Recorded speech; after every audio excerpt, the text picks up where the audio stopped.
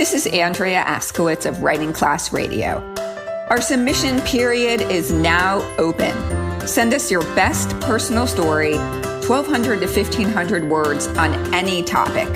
Please check our submission guidelines at writingclassradio.com. We pay. I think voice is the inner person inside you trying to speak to the world. I think it's everything that you are. It's allowing yourself to be vulnerable enough to open the gates of your heart and let out whatever is in there trying to speak. For me, voices is the most important thing. It says what you stand for. It says what you are, what you believe. And it's the story that's inside you that wants to come out.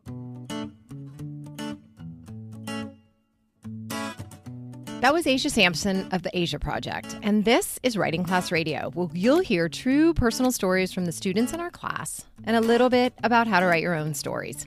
I'm Allison Langer, a student in the class. I'm the teacher of the class, Andrea Askowitz. Together we produce this podcast, which is equal parts heart and art. By heart, we mean the truth in a story. By art, we mean the craft of writing. No matter what's going on in our lives, writing class is where we tell the truth. It's where we work out our shit and figure out who we are. There's no place in the world like writing class, and we want to bring you in. On our last episode, we talked about voice in two ways. Voice as it's written on the page, and voice as in what happens in life if you lose your voice. Today's episode is called Voices Carry, which is a song by Lil Tuesday. Hush, hush, keep it down now. Voices carry.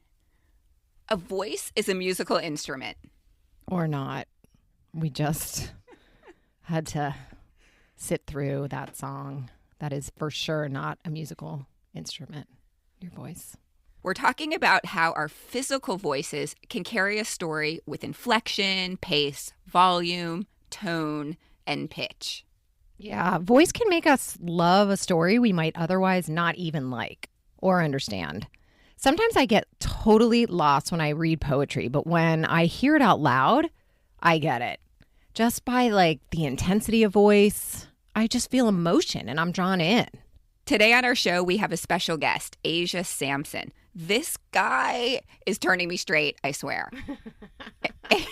Asia is so lovely and talented. He's part of what he calls a poetry band, the Asia Project, which is Asia on the mic and his brother-in-law Jolin on guitar. The Asia Project is spoken word, poetry, and storytelling. They are awesome. Asia is the most booked college touring poet in the country. He does more than 100 shows a year. He's on our show today because we love how he uses his physical voice. First, you'll hear Asia performing one of his poems, and then part of a conversation we had about voice and his creative process. Here's Asia with his poem, Desks Are Not Bulletproof. I start every creative writing workshop by placing a desk in the middle of the room and asking students to write as many uses for it as possible. I get answers like a platform to ride on or a fort to crawl inside of, but not once has anyone ever said a barricade to protect myself from bullets. If they did, I would tell them a single round from an AR-15 has enough inertia to splinter that wooden school desk to shreds, puncture the piece of gum stuck to the bottom by the star athlete studying for a test to prove his varsity jacket isn't the only mold he's meant to fit into, shatter the spot on the tabletop where a girl sharpied her first name with the last name of the person she's just hoping will notice her in the halls, not knowing later that day a gunman will enter those halls. Do you know he went to school here? He sat on that same desk, scribbling inside textbooks we haven't replaced in 10 years, scribbling sketches of himself setting the school on fire that all of us decided to ignore. How did we ignore? The one time he came to us asking for help from the bullies before he started running up a tally of all the lunch money they've ever stolen, vowing to one day make everyone pay it back with their lives. A news channel will say it's a mental health issue. Another will say it's gun control. But not once have we made ourselves the center of those headlines, replaced the officer's name with our own, knowing we are armed with the tools to protect our children, and none of us chose to go inside. We heard those shots since Columbine. We heard it since Sandy Hook. We still hear it in inner city schools. We've gone so deaf from the ringing, we can't hear our children try to tell us it's the trigger that causes terrorists in their sleep. Wakes the ghost they'll see anytime anyone says guns don't kill people. It's the trigger that makes them jump in their seats anytime they hear the click of a person's pen next to them. PTSD is not the acronym of a college aptitude test I expected them to be taking. Sitting in a classroom shouldn't feel like laying in an open casket after you've survived, knowing a bullet doesn't have to be fired in our direction for it to kill us. It just has to be fired directly into our lives. I check in on my son at night, and every time he pretends to be sleeping, and as much as I want to call him out for that lie, I realize it's a skill that might one day come in handy. Just the other day, my friend sends me a link to where I can buy an armored backpack. The pockets are lined with Kevlar and metal. How much more weight are we placing on these kids' shoulders? Had you asked me as a child what I knew of active shooter drills, I would have thought it had something to do with basketball. Had you asked me what I thought was locked in my teacher's drawers, I would have said it's the answers to next week's test. I would have never guessed a pistol. I don't have a cheat sheet for how to solve this. I just know we are arming our teachers with the wrong weapons. How horrible it must be to have to rifle through the bullet points of their job descriptions, seeing it's now full of loopholes the gunman shot through. How tragic to have to choose between the barrel or the shield as they press their entire bodies to barricade the door and protect everyone inside at Stoneman Douglas. They said after the SWAT team secured the area, the students continued to hide because when the gunman first came, he was dressed in full police armor yelling, "It's safe to come out now," as he fired round after round at those that believed him. Tell me that's not what we are leaving our children to believe in. Tell me that the current shape of our gun-loving country hasn't gone sideways, looking like a hand with its fingers curled around a handgun. Tell me they can run freely through the halls again without having flashbacks of weaving around the bodies of their fallen friends. Tell me their chance of never again will finally become chance of hasn't been since. Tell me when I instruct them to write out as many uses for a desk as possible, I won't have to explain desks are not bulletproof.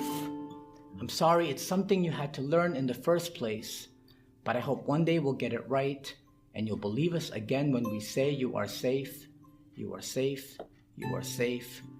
Our dear children, you can come out now. You are safe.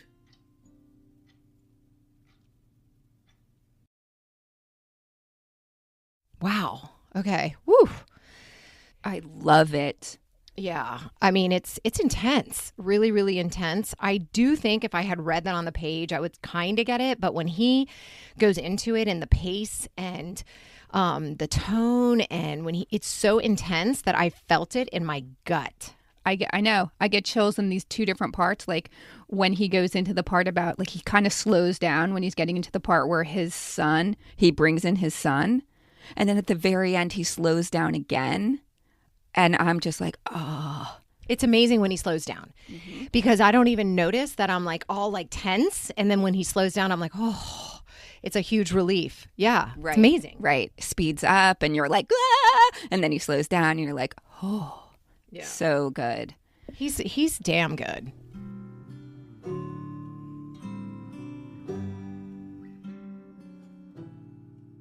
I see spoken word or out loud storytelling as having two elements, the written words and the performance. So lately, I've been working on performance. Like, I have a secret desire, don't tell anybody, to do a one-woman show.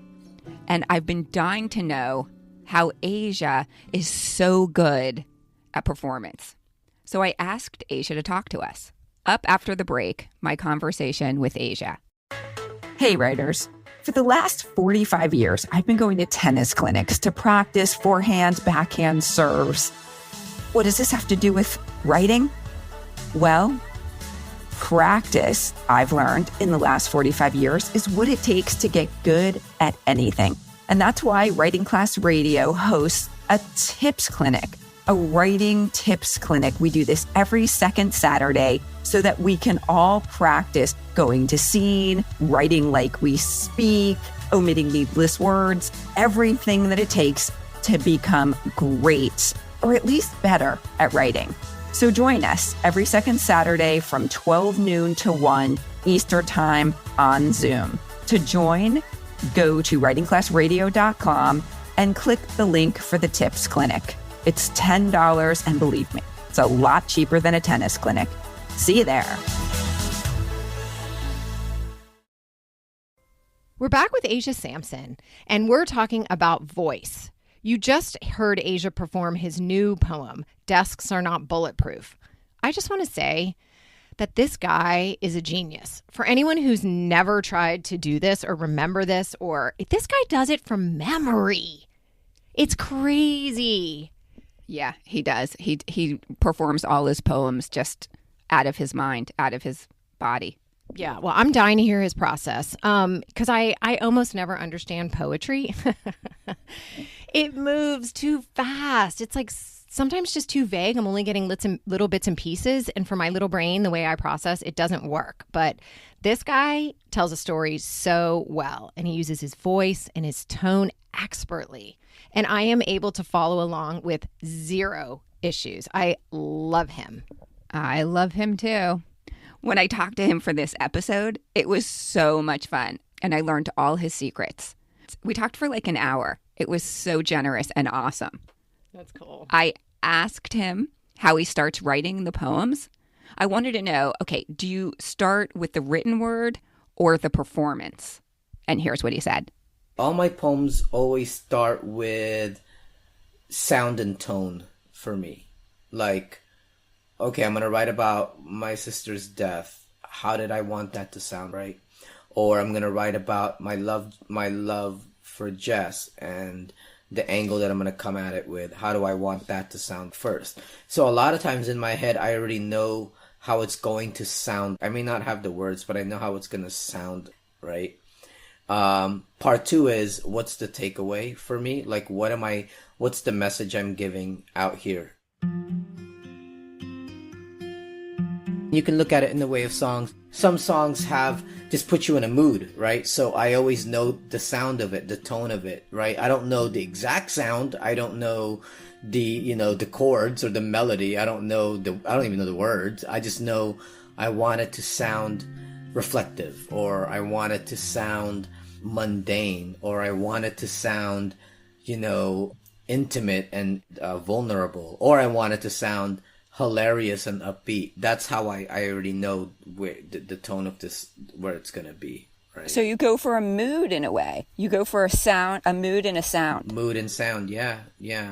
I like to call it tone more so than anything, because there's a tone to it. Like there's a, there's a feeling behind it. And then from there, I know, then I have to figure out, okay, but what's the message? What's the takeaway? What do I want to say in this poem? And sometimes I may not even know that. Sometimes the poem will reveal that, right? I've had situations where I've written poems and I have no idea what I'm saying here. And then all of a sudden it just reveals itself to me as I'm writing it. Well, I'm a writer first. First and foremost, I will always be a writer, a storyteller. So the things that you do pretty much is what I do. The writing and the words and everything, and the imagery all has to be, sharp. When we did the last poem, the Desks Are Not Bulletproof poem, the line about my son was the first thing that popped up to me, right? That was the first thing that inspired that poem.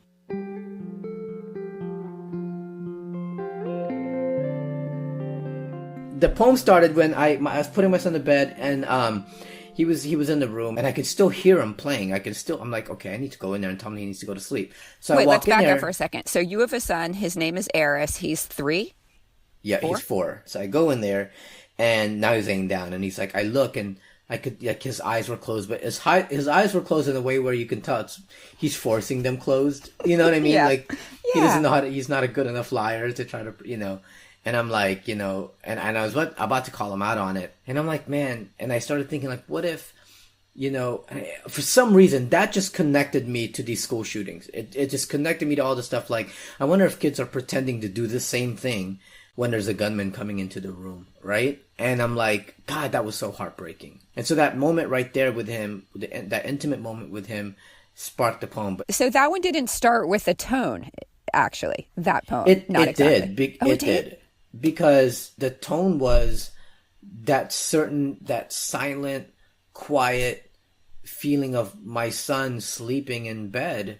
Because if you think about it, that's probably how it felt in classrooms when you know there's a gunman in the hallway shooting people up. Like outside of the classroom, people are running for their lives and screaming, and guns are being flared off. But then inside the classroom, people were being as quiet as they could because they're trying to pretend that they're dead or pretend that they're not in there. I didn't want to capture the screaming. I could have made this poem go the other way with, guns being shot off and people are running and screaming for their lives. That could have been the tone for that. But instead, I wanted to focus on the tone of the people that were in the classroom who are trying to hide from the gunman or trying to pretend that they're dead. That was the tone for this poem. So talk to me now about how you then work out the delivery.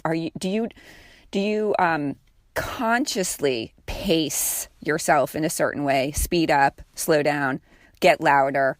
Funny story, but when I was in junior high, I tried to be a break dancer.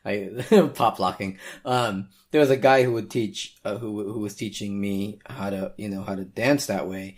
And he goes, think of yourself as a VCR where you can speed up, slow down, rewind, fast forward, go regular pace, because it makes the dance look interesting. For some reason or the other, I took that with me when I started performing spoken word poetry, right? So I always thought of myself as a VCR. Now, the process is I have the poem. I go to an open mic or I go somewhere for a show and I test out the poem by reading it, right? Just so I can get a feel of it on stage and see if people vibe to specific lines that I liked, but it will be very choppy.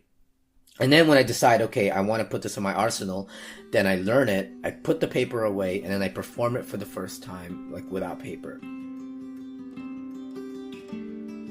Every time I perform it for the first time without paper, I can guarantee you I will mess it up. I always mess it up. I have never had a time when it didn't get messed up. Because you can practice it all day, but as soon as people are staring at you, it becomes a whole different environment, right? And then I perform it again and again. Here's the magical thing. After you perform something a couple of times, I want it to get to the place where my mouth can literally spit the poem without me even thinking of it anymore. And now my mind instead is thinking of, this part's coming up, bring this word up. This part's coming up, drop a pause here. This part's coming up, extend this word. My mind starts messing with the poem now, freestyling it in my head, basically, on drop a word here, add inflection there. My mind is thinking that now because the words are just coming out automatically out of my mouth because I'm not consciously thinking about the words anymore.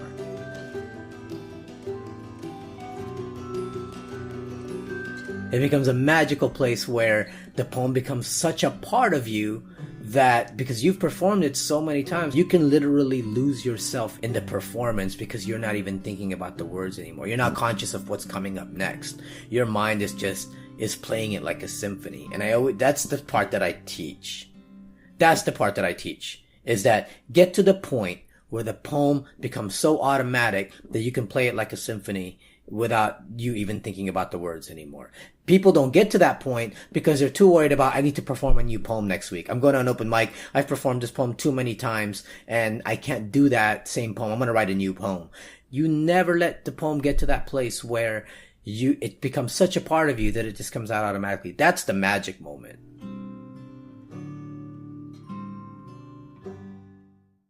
That's when you're feeling the audience. Mm-hmm. That's right. What's fun is sometimes I'll stop and then people will be laughing and I'll be like, yeah, you know what I'm talking about. And I'll call out the audience or whatever and then go right back into the poem and continue on. That's if I know the poem very well. It almost becomes like a stand-up comedy-ish. Beautiful. And I've seen you do it. And I'm like, dang, you are so in the moment. Yeah, that's it. That's the word, being in the moment. So how long does it take, on average, from start to finish? What's the whole process until it's in you? How long does it take? When I was living in South Florida, there was an open mic every night of the week. I would perform at all these open mics for 2 weeks straight. In about 2 weeks, I already got it. So is it really 14 nights in a row? Well, yeah. I mean, I guess it all depends on the poem too, or how excited I am about wanting to really learn the poem. When you're teaching your class, do you say, listen, we're going to talk about story and we're going to talk about tone? And they're equally important. Now, you know what? I make somebody get up into the class and perform a poem that they already know by heart, that they don't have to think about. They start performing it, and I conduct them like a like a conductor. I'm like, all right, go. I'll lift my hand up to make them raise their voice, and then I'll put my hand out to make them stop right there. Then I'll bring my hand down to make them bring it down, and they'll play with it with me. And at the end, they're like, oh, wow, that does sound better.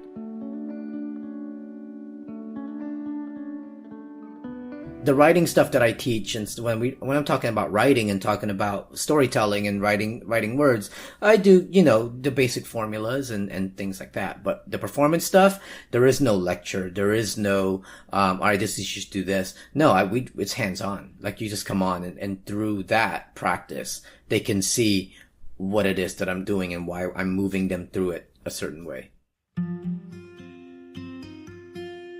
I just got sweaty hearing him say that bit about how he teaches. Oh, God. And also, 14 times. That's my problem. Holy shit, that's totally your problem. Yes, because I hate to say this, No. but you are slightly awkward on stage when you don't know it and have it in you. But we did that live performance. If you guys have not heard it, check out our episode with Anne Randolph. I don't even remember which number it is now. Episode 21, Writing Class Radio Live. Okay. Check it out because Andrea and I did a little stand-up bit and I practiced my ass off. And I practiced my ass off 14 times. I told that story before I got up there. Well, it was awesome. You did a great job. And then with the music behind you and like the whole thing, it was just so perfect. So that's what it is. It just takes way more practice and performances than you would ever imagine. Well, now I get it. And now I have this I'm kind of like fired up. I'm going to an open mic night every night from now on. That's where I'm going to be. Is your wife okay with that? I don't know.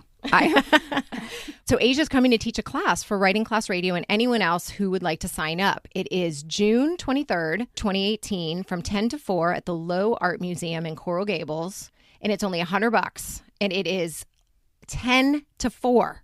That's a long ass time. You can get really good in that time. And there's only 18 spots available. So to sign up, go to our website, writingclassradio.com. And Andrea and I will be there. Oh my God, I'm going to sit in the front. I'm all about it. I cannot wait for June 23rd. Asia Sampson is going to teach us how to perform. If you have any interest in performing, you got to be there. Okay, so if you want to prepare for Asia and you live in South Florida, come take our 2-part writing workshop at the Low Art Museum, May 19th and 26th. You'll learn how to start your story, end your story, and everything in between. The class is also small, so just 12 people, so sign up. If you don't live in Miami and you cannot make it to the Asia class, you can still participate and learn. Writing Class Radio has a 3-part writing workshop on sale for $50. Check out our website because we have tons of other resources and tips and craft talks and where to publish your essays. Lots of really cool things. So use us. We're a great resource. Okay, so thank you for listening. We hope you've enjoyed this episode. If you did, we'd love to know. I guess if you didn't, we'd love to know that too, but rate and review us on Apple Podcasts or wherever you get your podcast. Before you go, if you have a business or startup, Andrea can help you tell that story. She'll come to your office and teach all your employees how to better articulate why they do what they do, because stories sell. And I'm for hire too. Let me help your rising seniors refine their college essays. Email info@writingclassradio for a quote. Writing Class Radio is produced by Virginia Laura, Andrea Askowitz, and me, Allison Langer. Theme music by Ari Herstand. Additional music by Jolin from the Asia Project. Writing Class Radio is sponsored by and recorded at the University of Miami School of Communication. If you want more Writing Class Radio, follow us on Twitter and Facebook and check out our website. Our new episode will drop the first Wednesday of every month. See you then.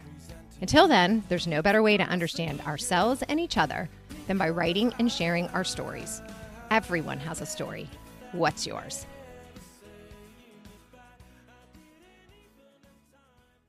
There's a thing that someone was telling me that poems are never finished, they're just abandoned. I learned at that point after the editing and reading it to people, okay, I can leave this. This is where I'm going to leave it now. This is where it's going to stay.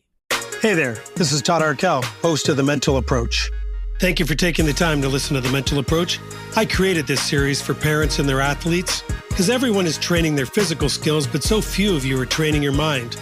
And I've assembled a cross-section of athletes and coaches as guests to provide you with inspirational stories, practical advice, and some encouragement to gain the edge you need both on and off the field of play.